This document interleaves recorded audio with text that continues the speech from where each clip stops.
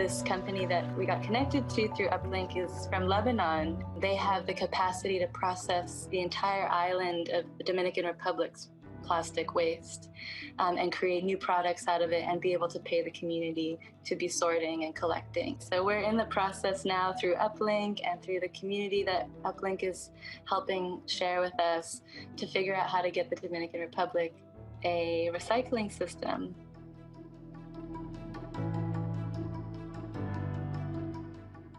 TopLink also introduced us to one of the major logistics companies within the Middle East, and the sort of push we got through the platform, through the World Economic Forum platform, when they published our news, our ideas, videos. The night our video got published, in the first 24 hours, we generated almost 2,000 leads. Our phones were ringing off the hook. This spotlighting and featuring of our project around the world help us to get in touch with people, especially in the UK, who are now available to help us to launch our project here and find more clients to supply the raw material, the plastic raw material that we are collecting.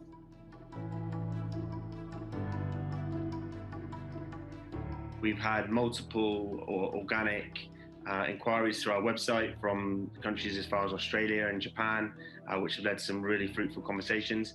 And now we're just building up on that traction and enjoying the positive PR. Prime Minister of Norway actually gave us a video message congratulating us on our achievements. And it's not every day for a small company like Binovo to receive attention from the Prime Minister of Norway.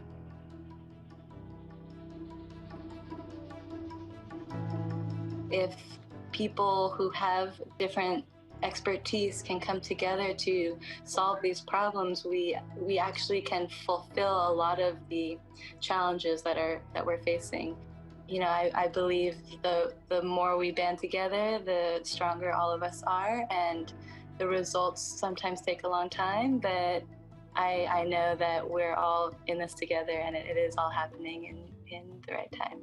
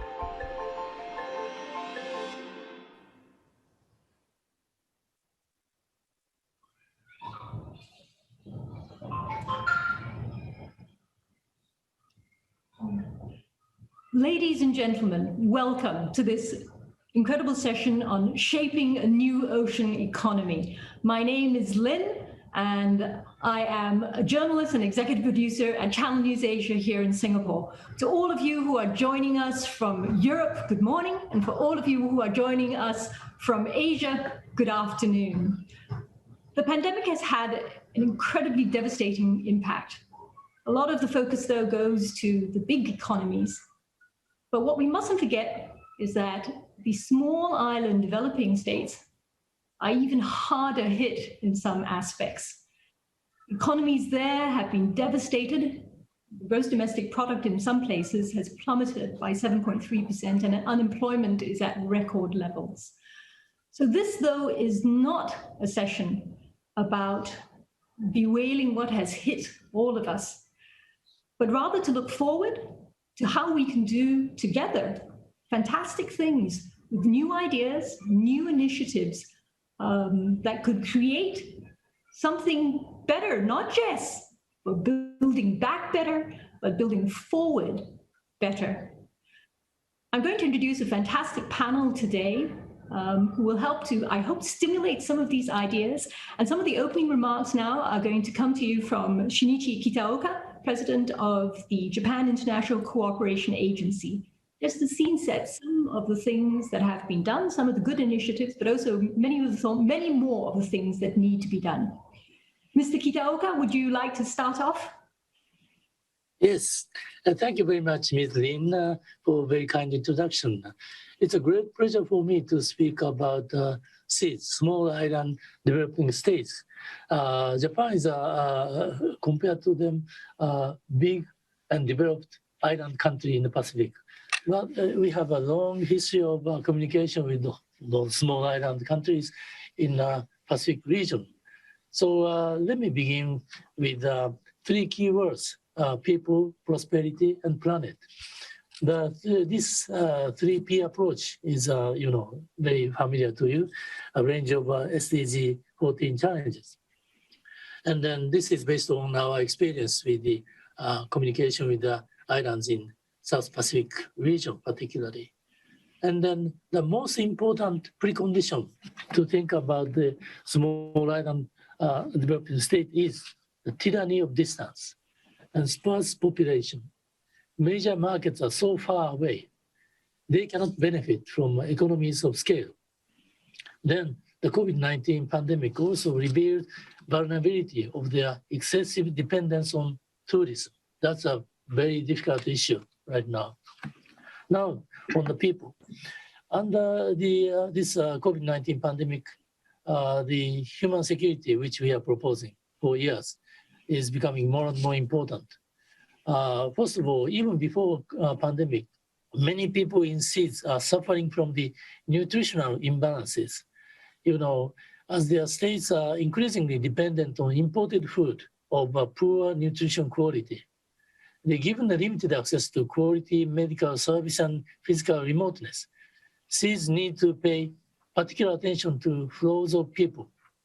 Therefore, they close the door. And then against such backdrop, in their combat against COVID-19, SIDS must get comprehensively prepared for prevention, precaution, and treatment, including remote medical care. And then JICA is now has started last year. We have launched a global initiative for health and medicine last year. And then our target, one of the important targets is the South Pacific states. Prevention is, first of all, very important. And then the precaution and treatment. Also, another important thing in small islands states, they have a relatively limited possibility of having higher education because of the small population. We are we are now providing them more opportunity to come to Japan to study. And then because there are no college or university in some of the islands, we are now encouraging even high school students or junior college graduates to come to Japan. And also another very important thing was a safe drinking water. This has to be provided to all SIDS population at low cost and with lower environment impact. These are most important issues among the people, about the people. Then prosperity. The second point is prosperity. Marine resources are of particular importance to the economic prosperity of SIDS. They need to effectively address the issue of illegal, unreported, and unregulated, in other words, IUU fishing, for ensuring the sustainable utilization of our marine fisheries resources and maintain freedom of navigation.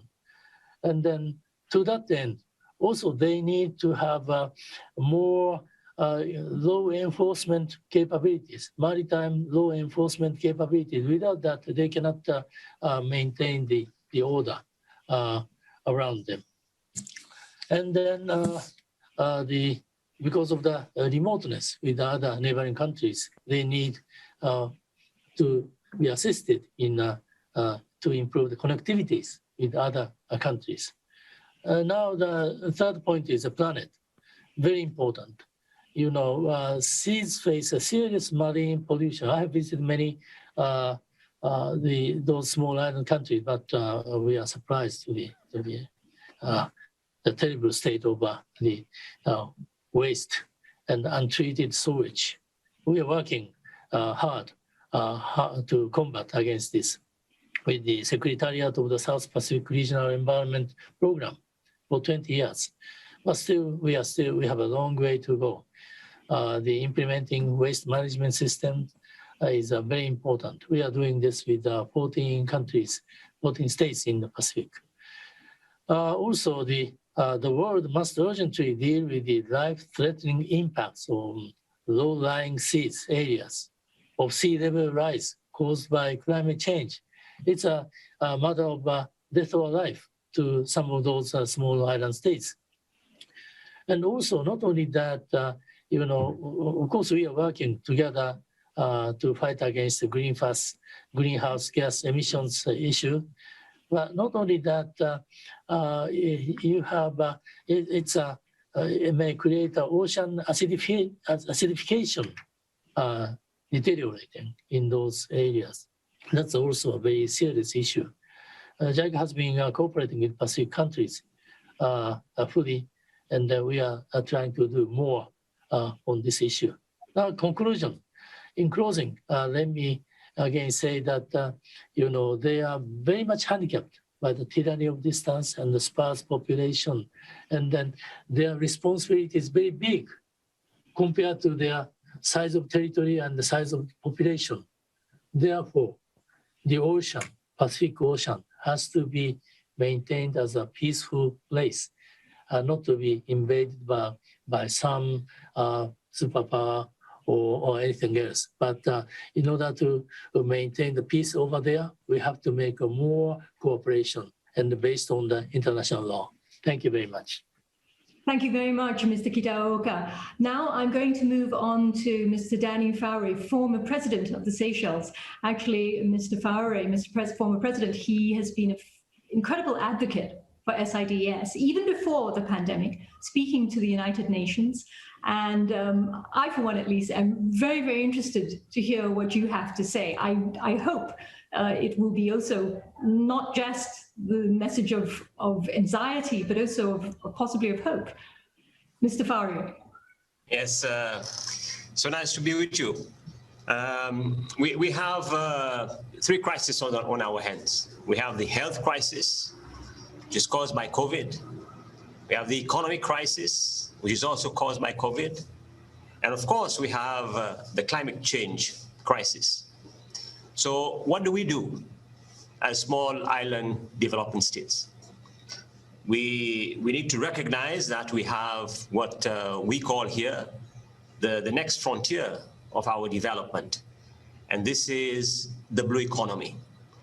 And we must, all of us, rapidly put in place the right framework and mobilize international support so that we can fast track the development in the blue economy. That's one. The second point here is that our overall reliance on fossil fuel, and what we need to do now is rapidly mobilize the international community and have a coordinated response.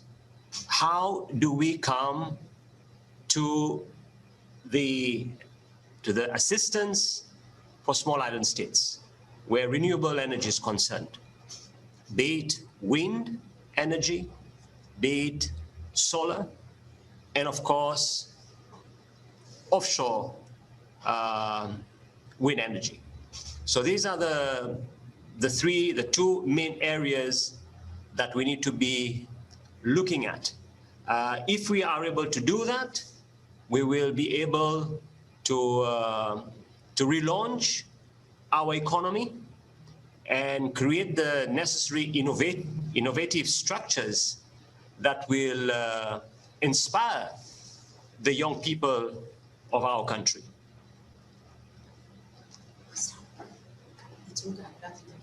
I'll move on now to Thomas Tune Andersen. He's the chairman of Ørsted. And for those of you who don't know, he's the chairman of a very substantial wind energy group, and which has a highly laudable and optimistic goal, and that is to aim for renewable energy 100%. Not technologically possible at the moment, but definitely something I suppose all of us could wish for. So, Mr. Andersen, would you like to tell us, how do you think that can be achieved? Can we really have renewable energy at 100%? Yes, we can. And of course, that's also our belief. So maybe a few words of optimism and opportunity here.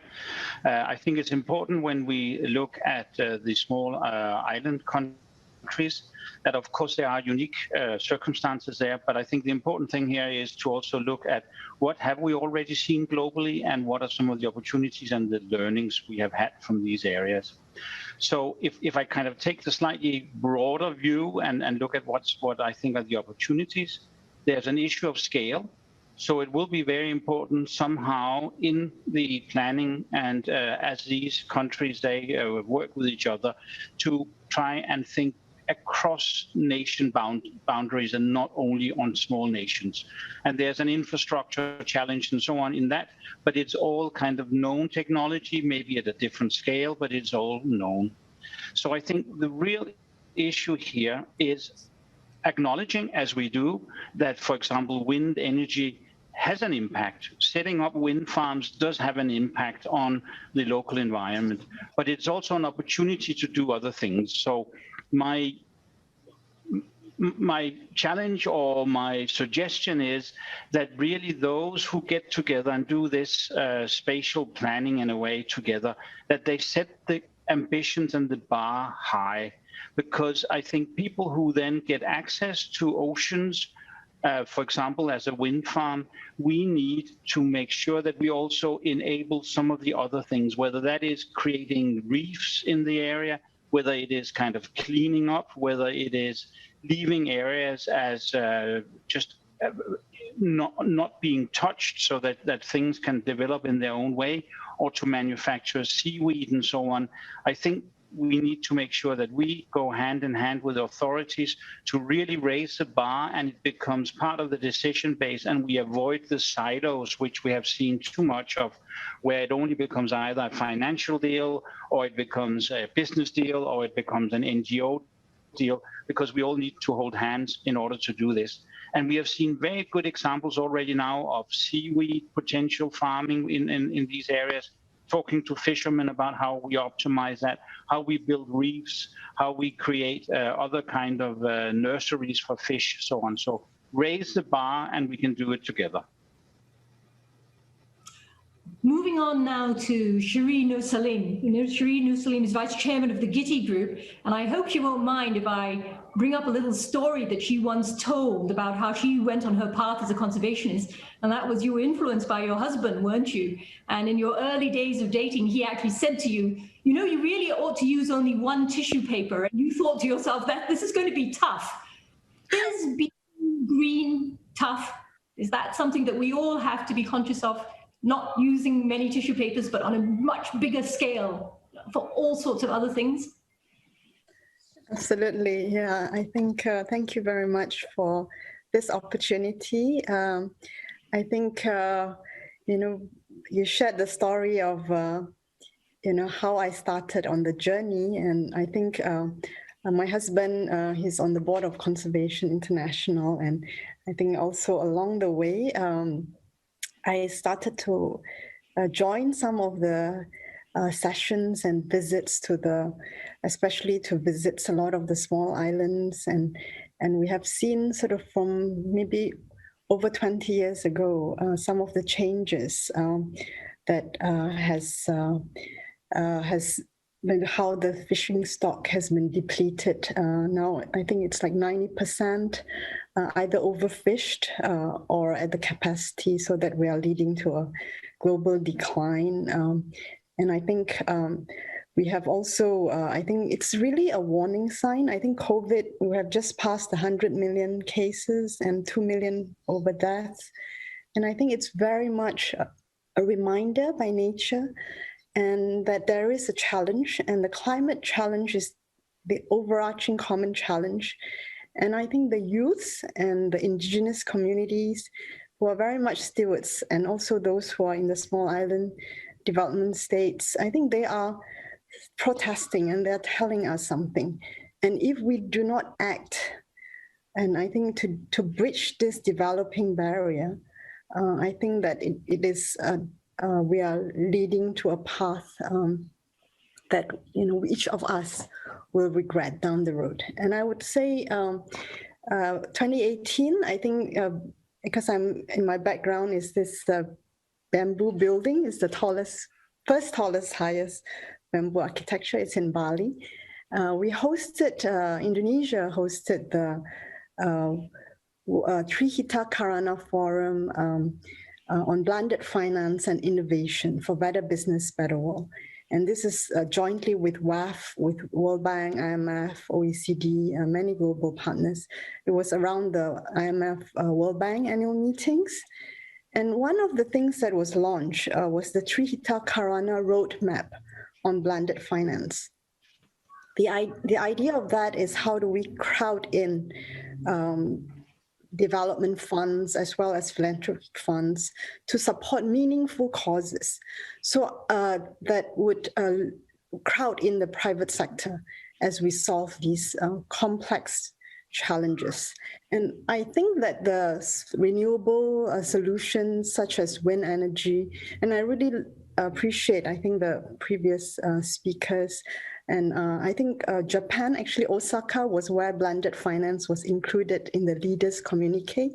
So I think Canada, Indonesia, and I think we are looking forward next year, where we host the next G20, to host the next Trihita Karana Forum. And that could be a challenge, whether what Thomas said, to integrate the renewable floating offshore solutions, maybe with the, how do we, because if it's floating solutions, you would have opportunities, like you say, to do the farming, whether it's seaweed or the corals, you could integrate those technology. I think WEF just announced the AI has shown that they can do farming better than the best strawberry farmers. So I really feel that there is an integrative solution. And actually Indonesia, I'm also special advisor to the coordinating minister of maritime and investments. So I think we are launching the Blue Halo S, which is also looking at a sustainable fishery solution. So if we could integrate that and create blended finance, I think that's an opportunity. Thank you. Thank you so much, Ms. Nur Salim. I'm now going to move on to just the concluding remarks, not concluding, but some of the remarks from Kirsten Broughton, who's CEO of DNB, one of Scandinavia's very, very leading banks. And one of the things that I'm sure she's going to be addressing now is the question of the financing, because without that, then all of this might end up be just a lot of hot air. Can we actually have financing that's credible, that isn't just about profit maximization? And what does that mean about that rethink that banks have to take, that governments have to take, and we as ordinary people have to take about what we expect from financing? Kirsten Broughton, please.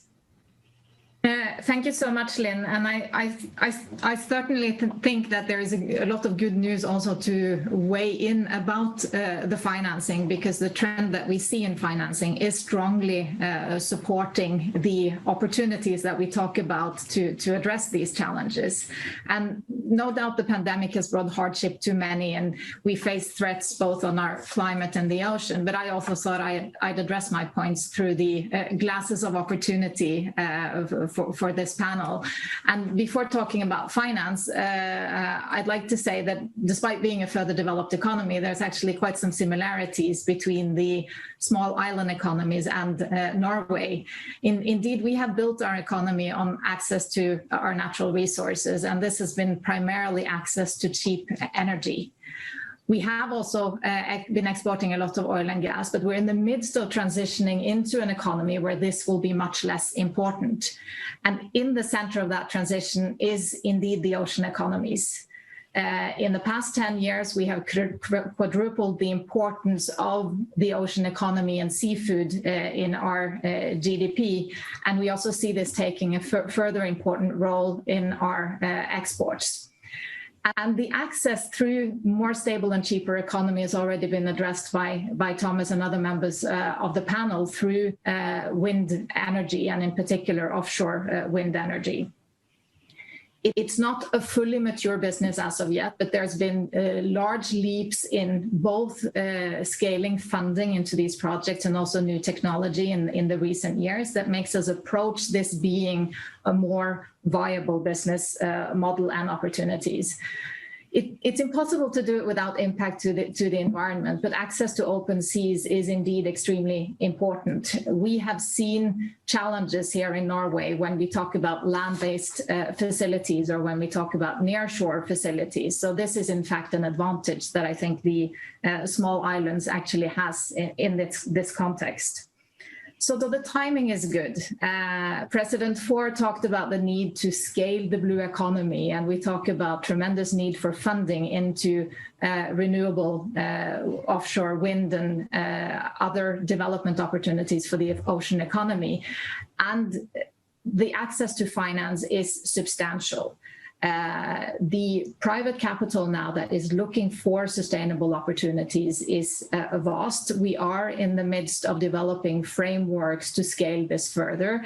And despite all the hardship the pandemic has brought, there is really been a leap in terms of the speed of the trend of capital moving in the right direction to help us and the islands solve the global problems of the world.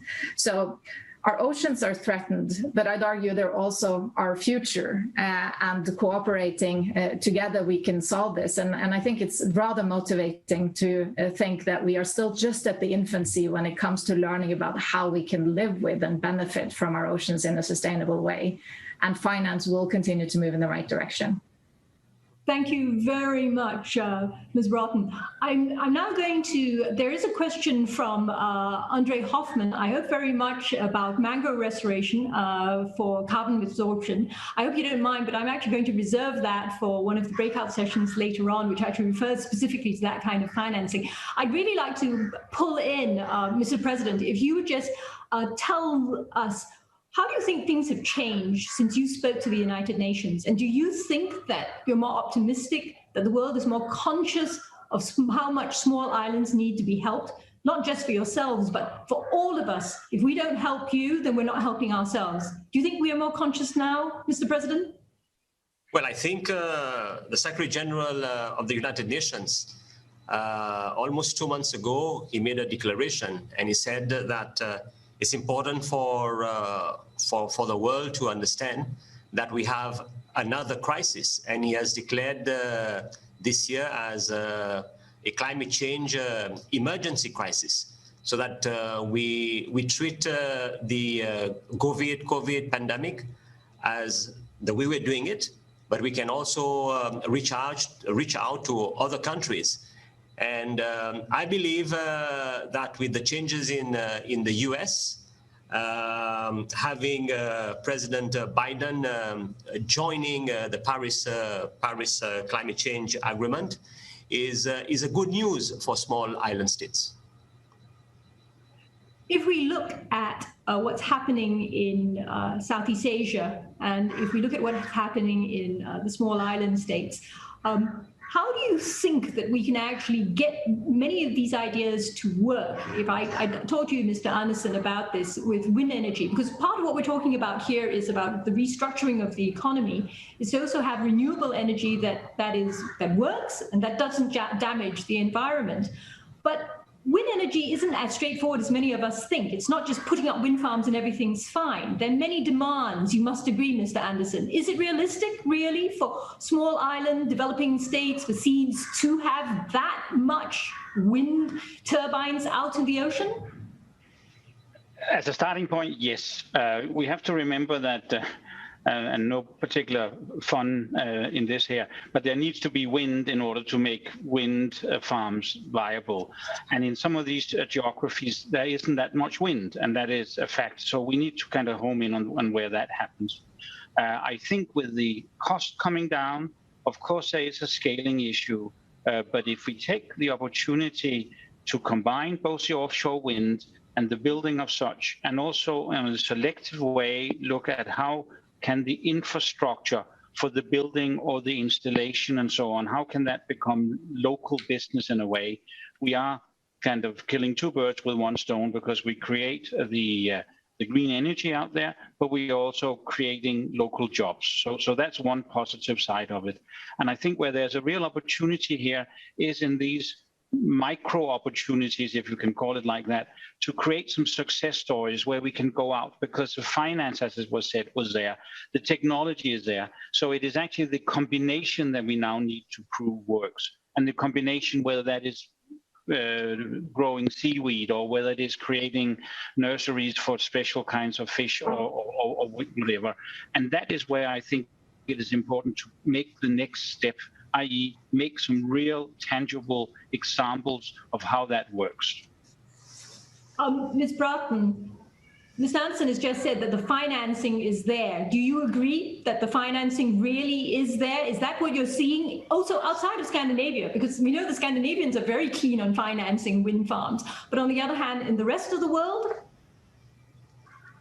We certainly see that the financing is moving in that direction, and to strengthen and build up under Mr. Andersen's point, working together through the value chain in order to solve these challenges, we believe are extremely important. And we actually have a project that we're working on together where we're researching and working on ammonia as a fuel for shipping that would also take care of the challenges related to the carbon emissions from shipping. But we see that we cannot go at it alone. We need to work together. I think what needs to continue to move in the right direction for financing to be there, it is important to have measurements and standards. This needs not to be sort of a tick the box exercise in order to show that you do the right things. We need to improve the quality in order to understand that we're putting the money into the right areas. I believe for these type of projects, you would need a cooperation across public, private sector, but it is important to involve the private sector and to have that as a stamp on the entrepreneurial and future viability of the business model. But this is also how the wind energy sector has been developed slowly and carefully. And I think we are getting ready to scale, but it requires cooperation across the value chain. Okay, and unfortunately, we've already reached the end of this open section of the program. And I must thank all the people who have joined in from all over the world to listen in. This actually is a first for WEF, where we're talking to everybody in these big programs where everybody can join in. But now we're going to move into the part for the invited participants. But please, I'd like to thank again all the people who've taken part now. That's wonderful. And those of you who are invited participants, just stay in there, hang on, and we'll move into the other sessions. Thank you very much.